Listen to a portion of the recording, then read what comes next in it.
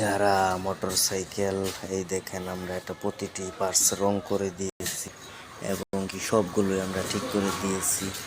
এই দেখেন এটা পুরাটাই নতুন করে আমরা রং করেছি, এই সাইডটাও করে আনা হয়েছে।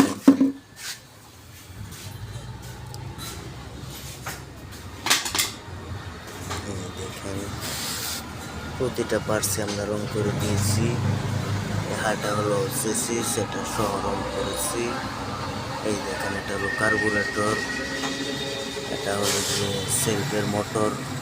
কার্বুরেটরটা দেখতে পাচ্ছেন আপনারা একদম চকচকা, কিন্তু ট্যাঙ্কিটাই দেখেন নষ্ট হয়ে গেছে।